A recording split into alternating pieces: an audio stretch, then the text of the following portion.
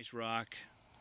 Wanted to see what I could do with a wood handle because I wanted to do this diamondback theme and wouldn't be able to do that with an antler. So there's the diamondback skin. Ordered that off of eBay, and when I went to half the rattle, it was obvious that it was going to be too brittle, and eventually, especially with this being an axe, it wouldn't last.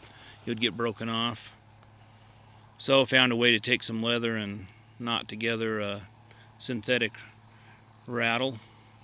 Be a lot more durable, a lot more flexible.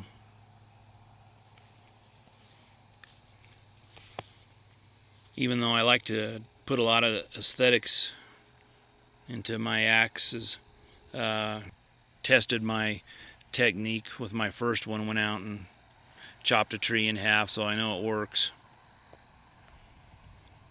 You got 3 big strands of rawhide up there, securing it down to the base that I cemented in. Stitched everything, wrapped it with a synthetic sinew.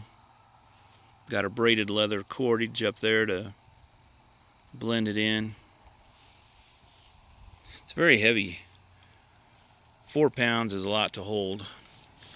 So I've got the choked up handle right there, and that is enough. Let me tell you, that'll wear your wrist out holding it there. But depending on how big your arms are, if you want a big swing, you can hold it down on the bottom handle, and that is a lot of weight. If you're working with it all day, probably use both handles, one hand up here and one hand on the second handle just above the head.